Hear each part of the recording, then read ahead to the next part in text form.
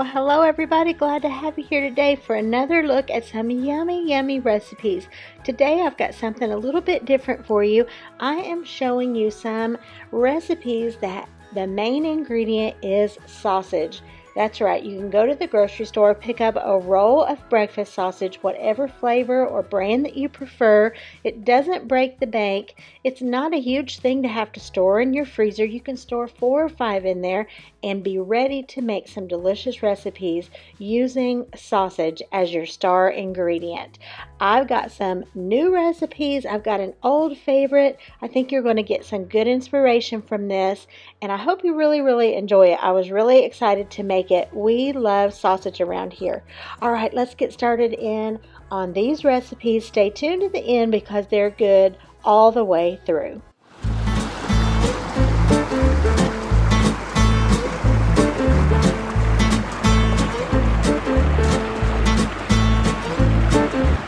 Just take a look at this Stromboli. The cheesy, sausagey goodness is definitely 100% on this one.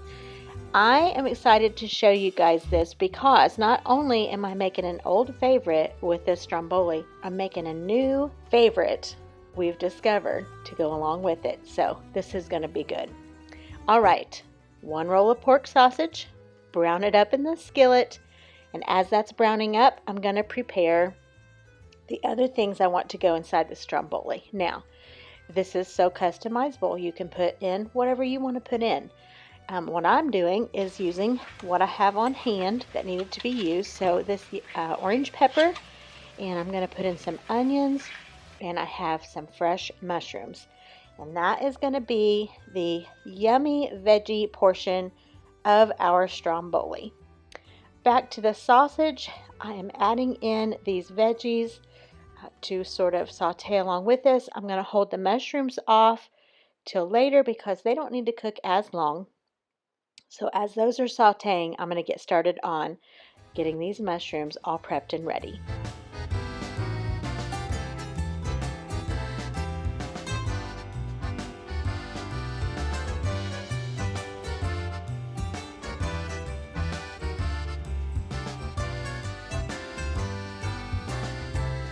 I'm chopping up veggies, and my next new recipe that I'm showing you involves veggies. I finished up here by slivering up onion and tomato. On top of that, I added in a little bit of salt, some pepper, and some olive oil. Next, I'm going in with red wine vinegar, and I'm going to use some onion salt and some dry Italian seasoning. I am so excited to show you this. This was so delicious. I couldn't wait to make it, and it did not disappoint. I am ready to make it again, and honestly, this is something I could keep in my refrigerator to eat regularly. It was so good. All right, here is my tomato, onion, red wine vinegar, olive oil, and my dry seasonings. Got these all mixed up. Anybody have any guesses as to what I'm making? These are going to be so flavorful and so perfect. All right, moving on. I have iceberg lettuce, and look how I am slivering this up. What I am making to go along with this Stromboli is called sub in a tub. You've probably seen this recipe or this idea floating around. But there's a lot of things that aren't new. They're just sort of re-envisioned, I guess, or renamed. Back in the day, years ago, before I had children, the place that I worked would often send out for Subway. And you would basically get a salad of what you would get on your sub sandwich. So all of the meats, the veggies, the cheeses, whatever, they made a salad. And that was the salad from Subway that a lot of us would get. That's basically what this is, sub in a tub. Same thing, new name. So I sliver up my lettuce so it's mimicking Subway. And then choose what meat you want. I had buffalo chicken and salami. You want to get your meat cut up to whatever size, little cubes or portions. If you're using lunch meat, of course, it's going to be pretty thin. So I just sliced mine up, and I'm going to get this delicious sub in a tub put together. All right, cheese break. I've got my handy dandy grater out, got my cheese grated up, and I am now going to show you here the bread that I'm using for the Stromboli. It is the Kroger brand bread dough that you buy in the freezer section. And look at this. It did its job and it did it well. So this says thawed out and it has risen. And I'm just going to put this here on my cookie sheet that I've got a little bit of cornmeal on and get that all pressed out into sort of a rectangular shape. That will be my stromboli. Next, I'm going in with this pizza sauce, putting down a good coating of that, and I'm going to stay away from the edges because I will be folding this together to make the stromboli, and you want those dry because you will need to seal it. So it's better to leave the edges without the sauce. Coming in now with my Italian seasoning, and I don't know if you do what I do. If there's anything that needs to be used in the fridge that I can incorporate in a recipe, that's what I'm going to do. So I had one slice of this cheese left. It went in on the bottom, and then I'm going to go in with some more of the cheese that I just shredded up. And then I'm going to add in some delicious things to this stromboli. Now, this is very customizable. Like I said, you can put what you want in here. It's kind of like a pizza, of course. It's just wrapped in here. Just a pizza in a different shape. So whatever you like on pizza, that's what you can put in your stromboli. And some of I think James and I both, we love sausage pizzas. We love pepperoni on there too. But I love the combo of sausage, mushroom, and onion. That is just some of our favorites. James too. So naturally, when I was planning this video, we really are fans of sausage, and it's so flavorful. It's a simple roll of a 1 pound sausage you pick up. It's not super expensive, and you can do so much with it. So if you have some sausage stocked up in your freezer, there are countless recipes that you can make from a simple roll of sausage. I'm adding in some salami here as well, and I think I'm going to go in with cheese and get this bad boy all rolled up.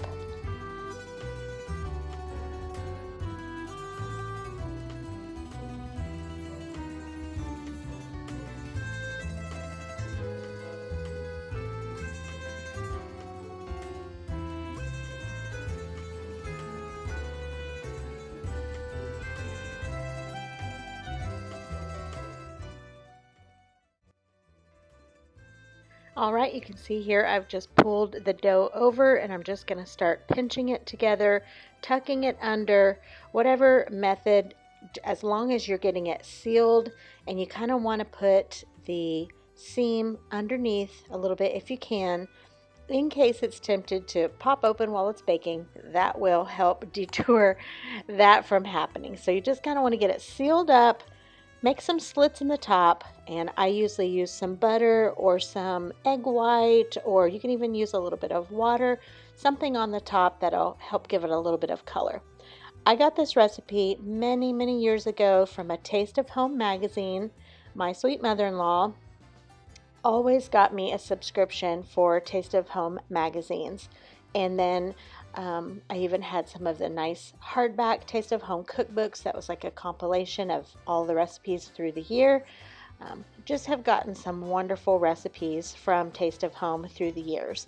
And that's where this one came from. And I used to make it so often when all of our boys were home. This was one that we would have really often. And honestly, I just have forgotten about it, I guess, some, and just don't make it nearly as much as I used to. But it is an old favorite, a tried and true, and we just love it so much. And it's really good as leftovers as well. Of course, back in the day before air fryers were around, I didn't reheat it that way, but you talk about a good way to reheat this. Put a slice or two in the air fryer.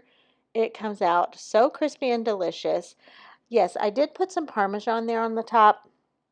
That's also good as well. So I'm going to get this in the oven and let it start baking up. Look below for the whole recipe. It'll be down there, or a link to it, one way or the other. Now I have put in my tomato and onion that I had the vinegar and the olive oil and the seasonings on, and you just want to give this a toss. That is the dressing, quote unquote, for this salad. If you find it to be a little dry and you want more, put a little bit more olive oil on it. Put a little bit more red wine vinegar on it if you want. I thought this worked out just about right. The lettuce being slivered like that, it can get coated pretty quickly and pretty well by that dressing, and I found it to be pretty perfect. So I put a little bit of the Parmesan on that, and I'm not kidding. This was so good. If you try this, or if you've already tried a salad similar to this, tell me down in the comments what you thought about it. All right, here it is. You want to give this some time before you slice it up because everything inside is literally so steaming hot, and it will get pretty runny. So let this set for a while so all your ingredients aren't tempted to come out. You can hear how crusty this bread is. So delicious.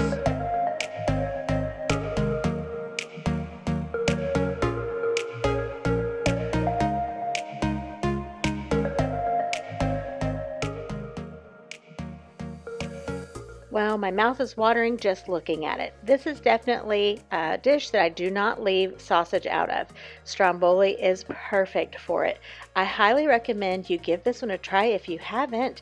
And it's not only great just to serve for a regular night's dinner, but it's great to serve for company, for a party. It's just really yummy. It's well received every time I make it. And this salad, don't wait, make this salad too.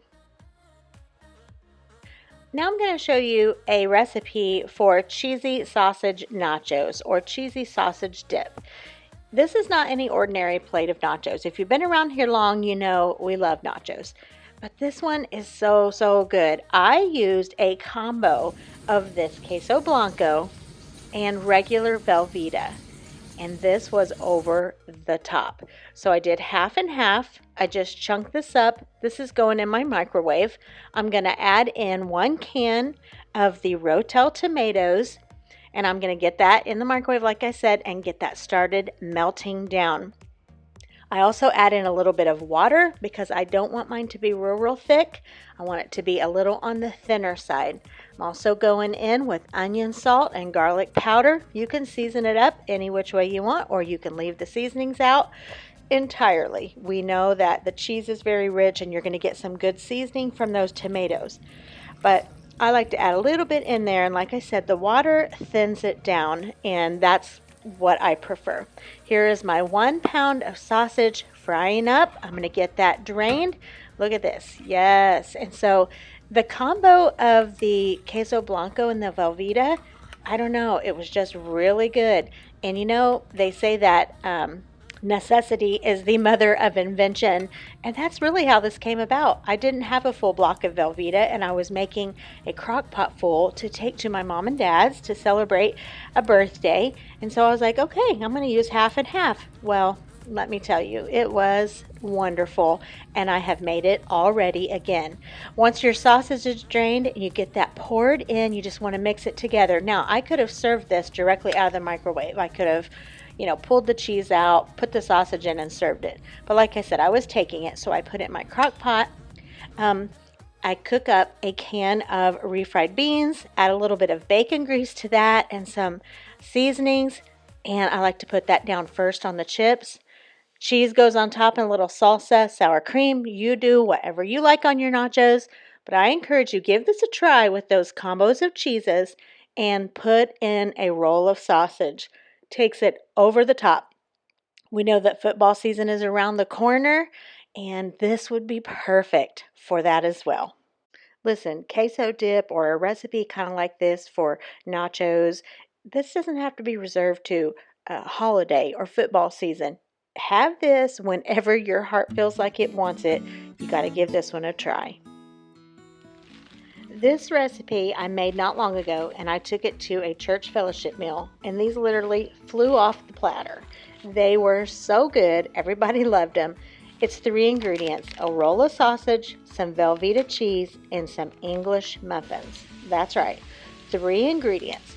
You want to fry up your pound of sausage and drain all the grease off, and you're going to cube up your Velveeta cheese. The recipe called for a Velveeta cheese sauce packet, so if you have that, use that. I don't buy those, so I just use my Velveeta. And so I cubed up what I thought looked like about the right amount, and it was course, you could use other cheeses, but that's what the recipe called for. I made this ahead, this particular portion, I made ahead and put in the refrigerator before I went to bed that night. And then the next morning, I got that out to top these muffins.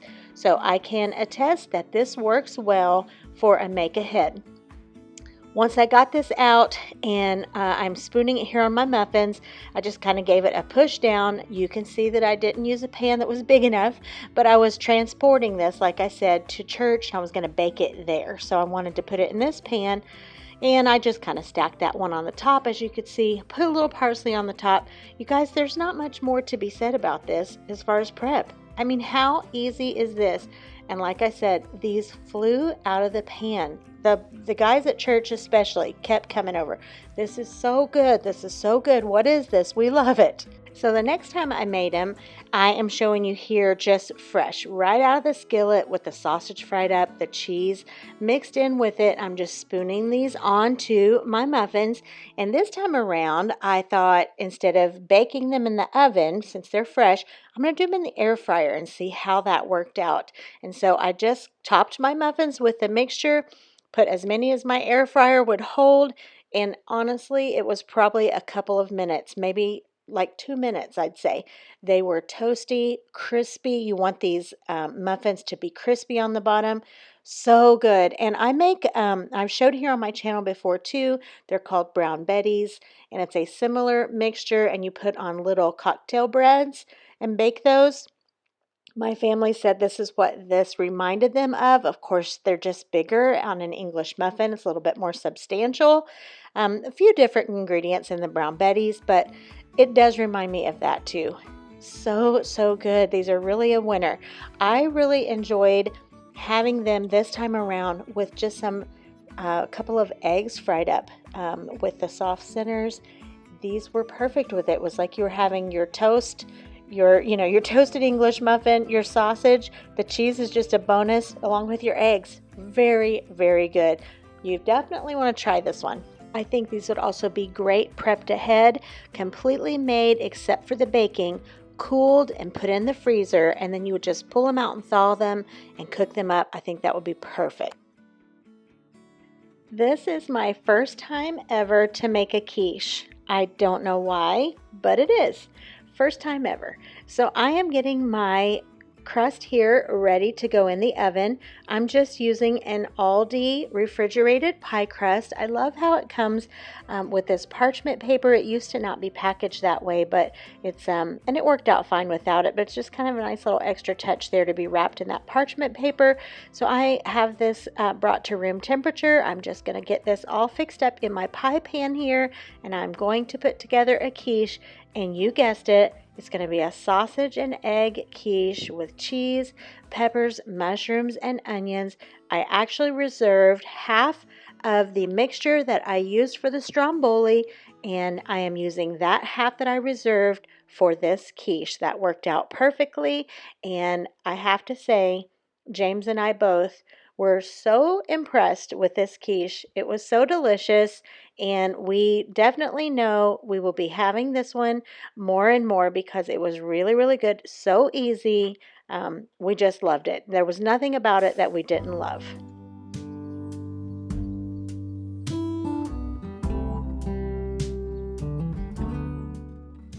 I just think that chicken eggs are so beautiful, fresh chicken eggs. These are from Gunnar and Abigail's, our son, daughter-in-law. They have a wonderful bunch of chickens, and we're just so grateful for the eggs that they share with us. And these are going to be perfect for the quiche, but I just think they're so pretty sitting out here on the counter like this. I just love them so much, and just glad to have those. So I have out my cheese shredder again here. This is really great. I got this last year on Amazon Prime days when they do a lot of their big sales and specials. I got this last year then. Just go on Amazon and search this. It is so, so great. It just makes quick work of shredding up cheese, and just freshly shredded cheese is just a difference. There really is than buying the already shredded, and I buy that too sometimes when I need a shortcut. But when I have time to do this, which I lately have just been doing this almost exclusively, it is so worth it. James came into the kitchen when I was making this, and he said, "How many eggs does a quiche take?" And I said, "You know what? You'd think it would take a blue million, but it doesn't. This recipe only took 3 eggs, so not a lot." I knew what I wanted in this quiche, although I had never made one. I knew what I wanted in it, so I just needed to look up a recipe to kind of get the idea for how many eggs, how much milk, how much thyme, that type of thing. So I will link below the one that I got that information from, but this recipe particularly was just one that was in my brain, and this is what I knew I wanted to make. And so yeah, but you can look down below and see the recipe that will show cook time and information like that.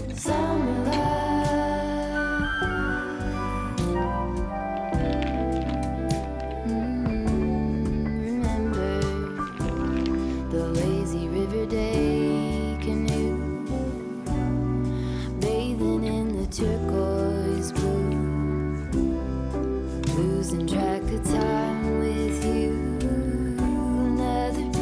Pie sunset view, sleeping in the afternoon, no place to be and nothing to prove.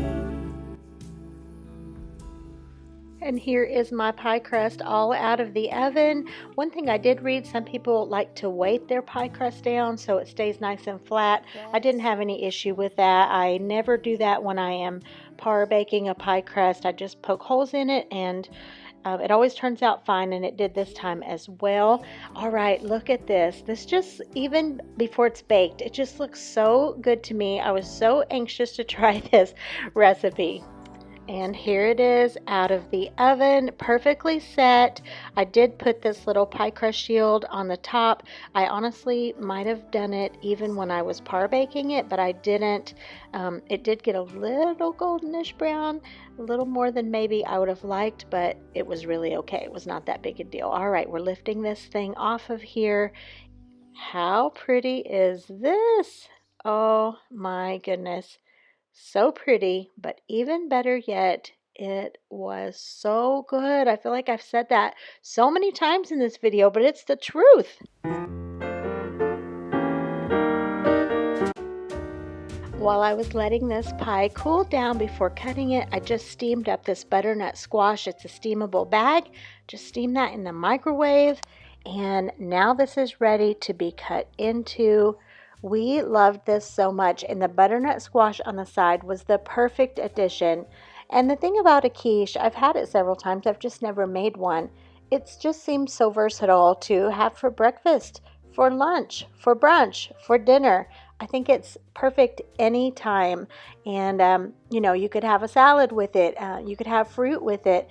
The butternut squash, I loved it so much, I would probably want to serve that the next time I make this because it just really worked out perfectly. Again, if you want to try something delicious, this one is definitely one to add to your list. And to the butternut squash, I put some butter. I used some of the jalapeno salt, and then I'm going to go in with some of this buckwheat honey on top.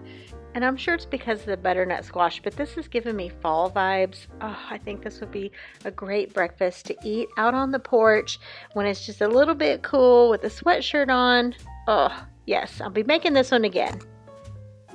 And for the final way that I'm going to show you to use sausage for this video, I am going to make breakfast taquitos. And I'm going to go more traditional style on it, and I'm going to fry them. I could have done the oven, I could have done the air fryer, but I wanted to do it a little bit more traditional, just for the first time. I've never made these before, by frying them up in the skillet. So what I'm doing here is I am mixing up eggs, heavy cream, and I like to put a dash of hot sauce in eggs. It doesn't make them hot, just gives them a really good flavor.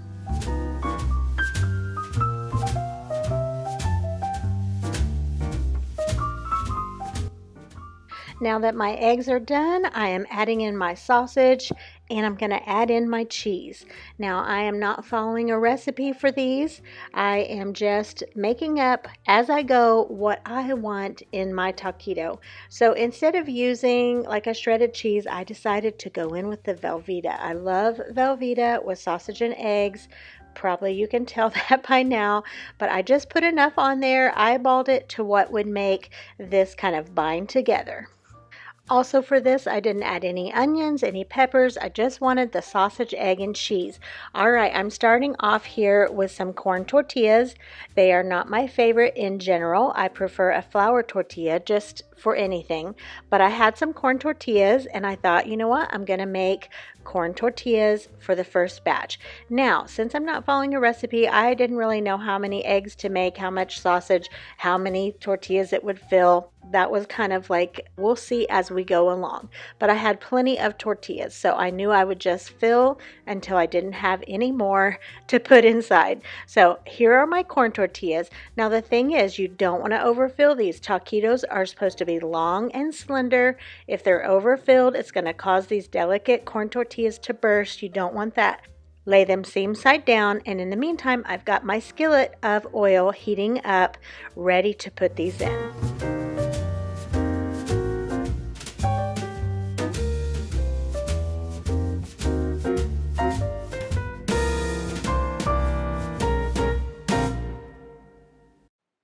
All right, my oil is hot. You want to be careful not to burn your fingers. Probably better to use tongs, but you want to get these in seam side down. And I do think I turned these a bit too early. I probably should have given them just a little bit longer, but they turned out fine anyway. After I let this second side kind of get golden brown, I flipped them again. They were all sealed and perfect. Now that one kind of split open on the side. It wasn't stuffed any more than the other, but I think there's just a soft spot in a tortilla. But anyway, yeah, you want to let these get golden brown. Then you want to move them onto a paper towel lined plate so you can drain off that excess oil as it comes out. And these are so crispy and good. I put some salt on the outside as they came out. And honestly, between these and the flour, shockingly, I like the corn tortilla ones the best. The crunch factor on these was just over the top. Look how good they look. We actually really loved these. Both of them were delicious, but I was kind of surprised that I preferred the corn, but they were so crunchy. I mean, they sounded as crunchy as a potato chip almost. And I will tell you that it really holds the heat for a good while. I don't ever like fry things like this too much, so yeah, be careful when you bite into these. If they're hot, they're going to be hot for a while, especially all the way through. But yeah, these are so great. And again, another thing that you can make ahead, cool down, put it in your freezer, or even if you just wanted to have it in your fridge for the week, pull these out, and I think these would be heated up perfectly in the air fryer again. And as I was making these things, I thought, what a great selection of recipes, these sausage recipes, to pull together like a breakfast buffet. You could make a few of these things ahead of time and then just heat them on the day that you were serving them, and you would have such a fun selection of kind of different breakfast items, at least different for us, to have for your breakfast buffet. I think that would be a ton of fun. So here these are. You saw me putting in the the flour tortillas. I only ended up doing 3 of those. That's how much of the filling I had left. And then I just made a little concoction of sour cream and salsa to dip these in. Again, so delicious. I want to thank you guys for watching this. I've never done a video, I don't believe, like this exactly, using, say, one kind of star ingredient. I hope you enjoyed it. Leave some comments down below which one you thought looked the best. If you haven't subscribed, I would sure love to have you. Give this a big thumbs up if you did like it, and try these recipes, you guys. They are really good ones. Pick up a roll or two of sausage, get in the kitchen, and cook these up. All right, I'll see you the next time. Good Lord willing, and the creek don't rise.